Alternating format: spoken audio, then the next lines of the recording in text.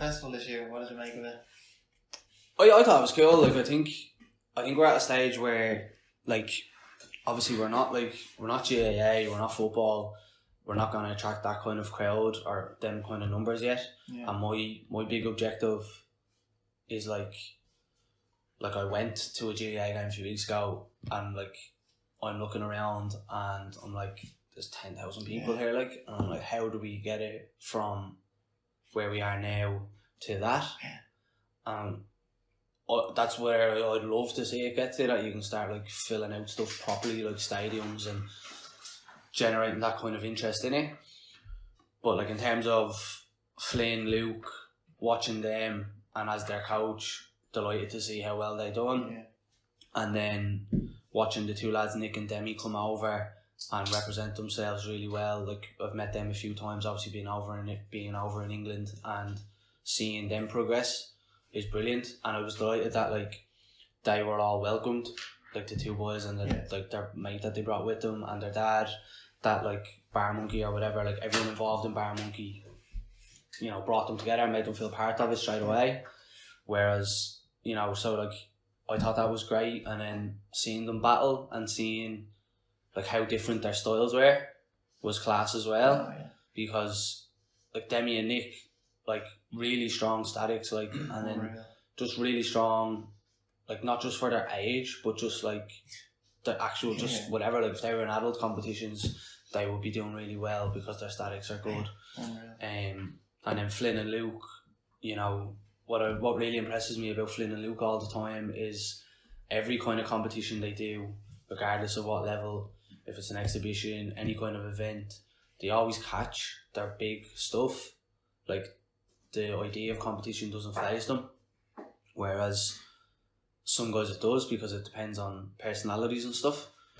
But like those two, like I've never seen them get phased or miss anything big or like be afraid to go for anything. And that's why I really think that those two, like in the next few years, are going to be like the big two that come out of our club, like, because of that, just because of their mentality that like comps doesn't scare them. Like that's what I like about you when we do comps. Like you wouldn't prepare at all, like you plan nothing, like just on the day, like you're literally Jay on the day hemp, like. But you try everything anyway. Like I'm the other way around. I feel like I have to go in and I'm very like, this is the routine I'm going to do, I'm going to plan for this, and this is what I'm doing. But that's me. Like, and that's what I feel works for me. But that's probably why you're in the world, so I'm not. So. But like, you go for stuff. Like, you'll go for it, and I like that kind of like all or nothing mentality. And like, if you catch it, like, it's class. But if you don't, you're not going to. But like, some people play it safe. Yeah. Like some people will just play it safe. Oh, now I'll catch this, so I'll just go for this.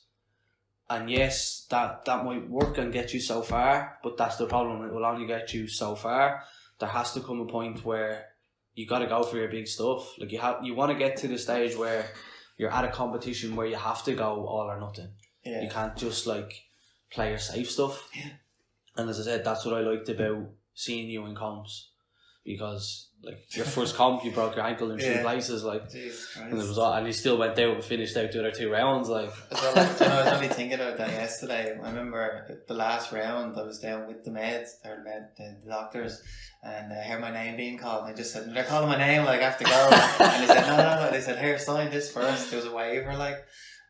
But my first competition, I had to finish it. And that's what I mean. So like Alex is another example of that. Like that, like Alex can either catch the best routine you're ever gonna see, or he's coming off the bar. Knows, like, he's nuts. But I like that mentality that he has. Like Laura done well this year in like the World of Bar Heroes, and then obviously in Norwich, and like that's her mentality a little bit as well. Like that, like she will throw stuff on the day. And for like you, she won't plan, like.